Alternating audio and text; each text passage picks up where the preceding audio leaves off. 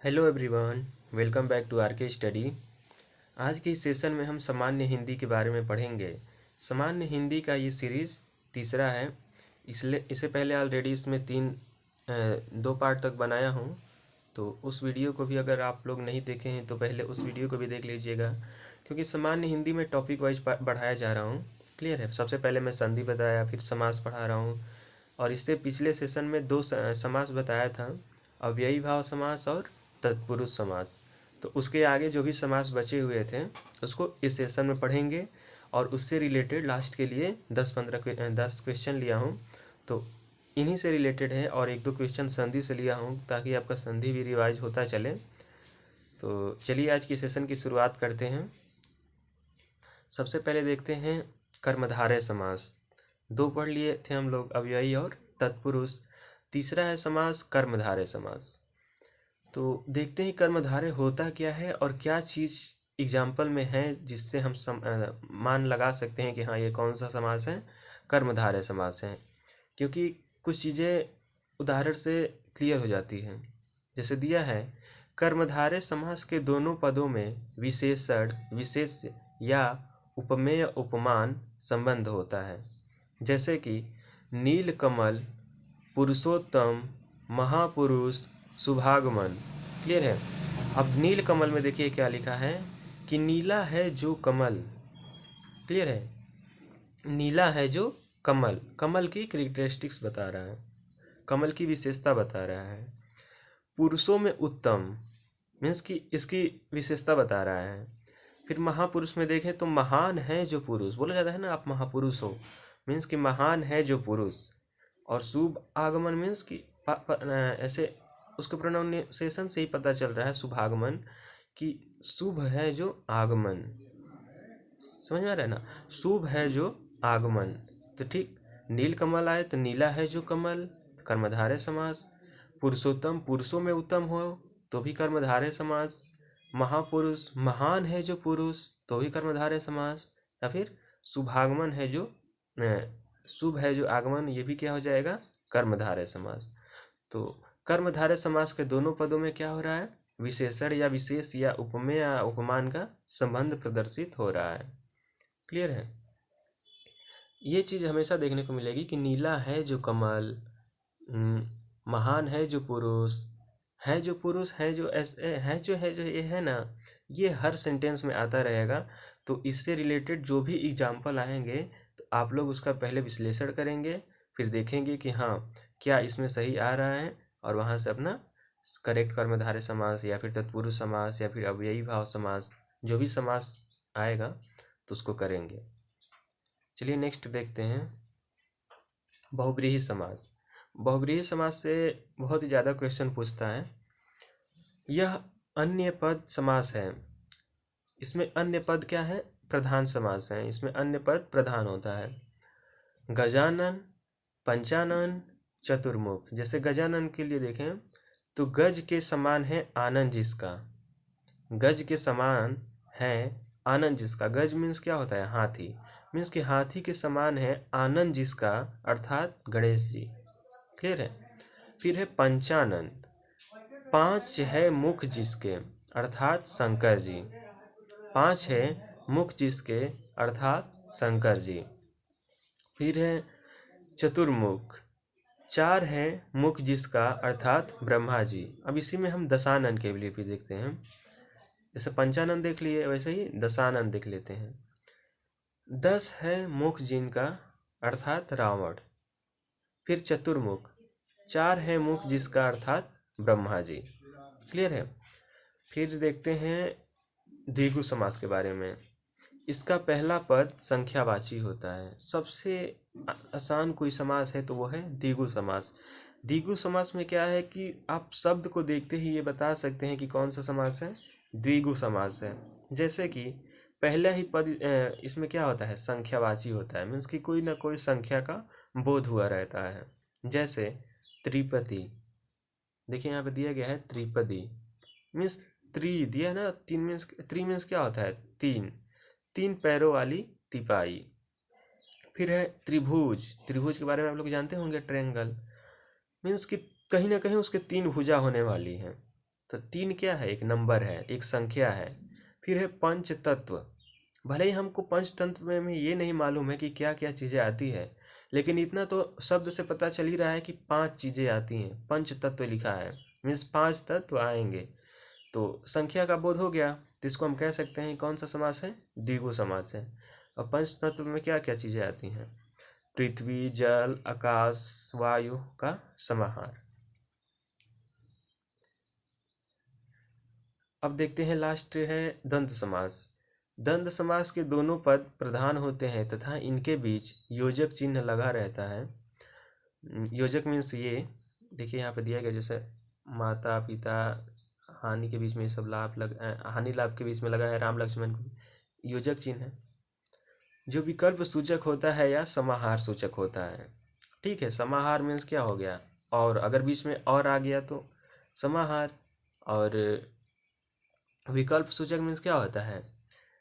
मैं कहूँ कि इस क्वेश्चन में दिया गया शब्द सही है या गलत। ठीक है, सही है या गलत, तो ये क्या हो गया? एक प्रकार का विकल्प सूचक हो गया कि हाँ, हमको हाँ या ना में बताना है। फिर अगर मैं कहूँ कि मेरे को खाना और पानी चाहिए, ठीक है, मीन्स कि यहाँ पे दोनों चीज़ें रिक्वायरमेंट हो रही है, खाना भी और साथ में पानी भी। तो दोनों सेंटेंस को आप लोग समझेंगे तो ये कौन सा सूचक होगा? समाहार सूचक, खाना और पानी। जैसे कि माता पिता बोला जाता है ना, माता पिता, कि आपके माता पिता कैसे हैं, तो वहाँ पे ये ही नहीं बताना है कि केवल माता के बारे में बता दिए, पिता के बारे में बताया ही नहीं, या फिर पिताजी के बारे में बताए, माता के बारे में बताया ही नहीं। वहाँ पे दोनों लोग के बताएं कि हाँ, माता और पिता ठीक है, मेरे माता पिता और ठीक है। तो क्या हो जाएगा? माता और पिता। हानि लाभ, अब मार्केटिंग करके आप आए और किसी ने कहा कि क्या हुआ, लाभ हुआ, लाभ हानि क्या हुआ, तो आप कहेंगे, वहाँ पे पूछने का मतलब यही है कि आपको लाभ हुआ या फिर हानि हुआ, क्योंकि कोई एक ही चीज़ होगी। एक सामान खरीद कर आप लाए तो उसमें या तो हानि होगी या फिर लाभ होगी। फिर है राम लक्ष्मण, तो राम या फिर लक्ष्मण। फिर है नर नारी, मीन्स कि नर और नारी। फिर है भाई बहन, तो भाई बहन के लिए क्या बोलेंगे?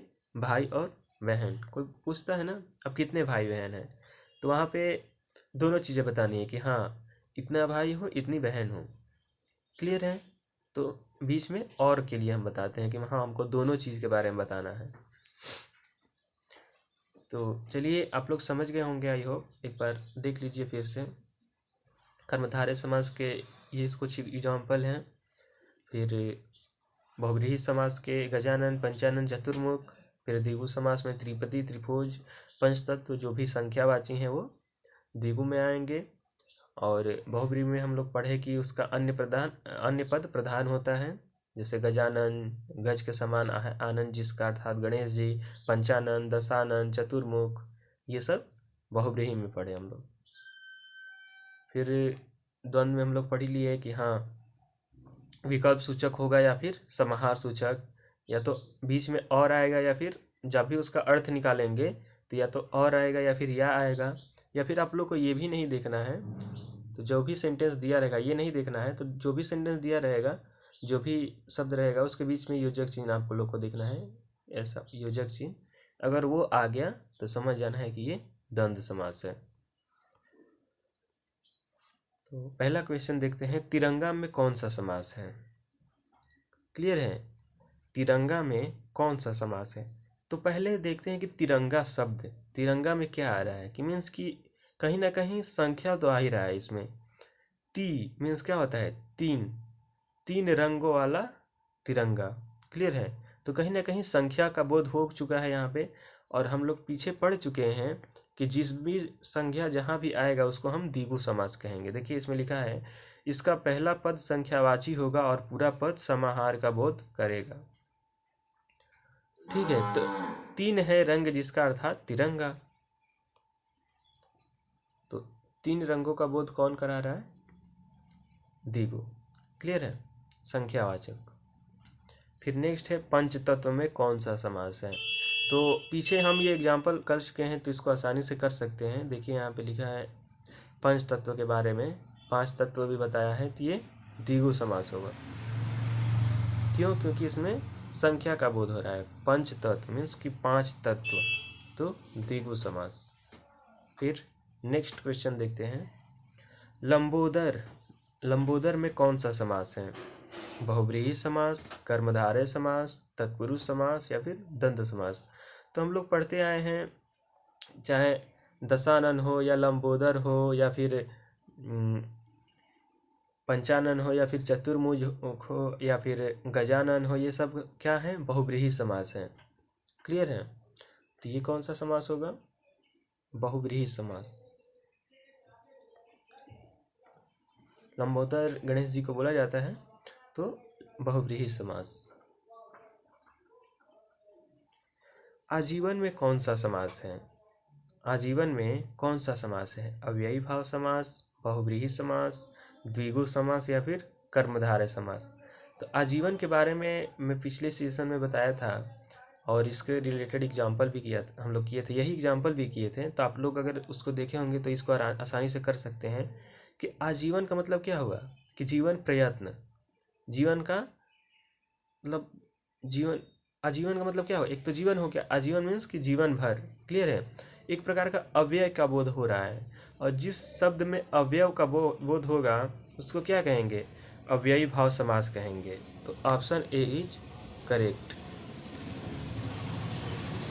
नवरत्न में कौन सा समास है? नवरत्न में कौन सा समास है? तो देखिए स्टार्टिंग में लिखा है नौ, नौ मीन्स क्या हो गया? 9, 9।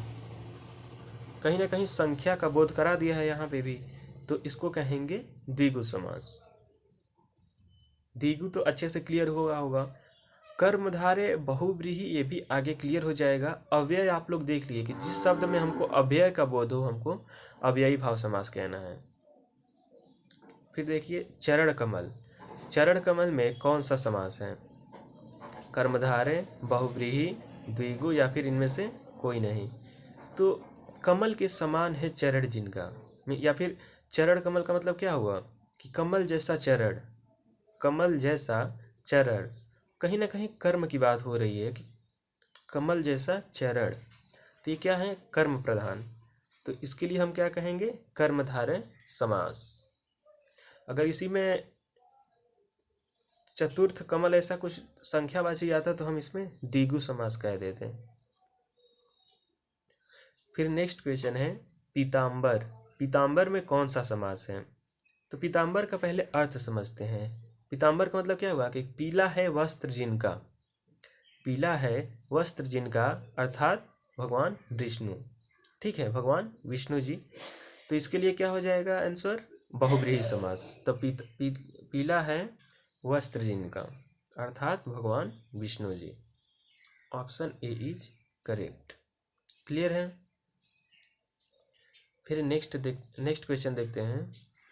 दशानन में कौन सा समास है? तो दशानन हम लोग देख ही लिए हैं कि हाँ बहुब्रीहि समास है। क्लियर है? 10 है आनंद जिसका या फिर 10 है मुख जिसका अर्थात रावण, बहुब्रीहि समास। फिर है निराधार में कौन से संधि है? निराधार में कौन सी संधि है? या फिर पहले तो इसका हम लोग संधि विच्छेद करते हैं, फिर हम लोग देखते हैं कि कौन सी संधि बन रही है। निराधार मतलब कि नीरा धन आधार या फिर निह धन आधार या फिर निर्धन आधार या फिर निधन आधार। तो निराधार की संधि विच्छेद क्या होती है? निह, देखिए यहाँ पे दिया गया निह धन आधार। और जब भी ये आपको चिन्ह दिखे तो इसका मतलब क्या होता है? विसर्ग संधि। तो इसको किस कैटेगरी में हम लोग डालेंगे? विसर्ग संधि में। क्लियर है? 3 हम लोग संधि पढ़े थे। स्वर संधि जिसमें इस स्वर का बोध हो रहा था, आ छोटी बड़ी जो भी वॉवेल्स होते हैं उनका बोध कर रहे थे। फिर व्यंजन संधि की व्यंजन वहाँ पे जुड़ रहे थे, और एक विसर्ग संधि था जिसमें कि इस तरह के कुछ इसका संधि विच्छेद करने के बाद आता है, तो उसको हम लोग विसर्ग संधि कहेंगे। फिर इसमें पूछ रहा है कि विसर्ग संधि किस शब्द में है? ठीक है, तो सभी का हम लोग संधि विच्छेद करेंगे, फिर देखेंगे किस में आएगा।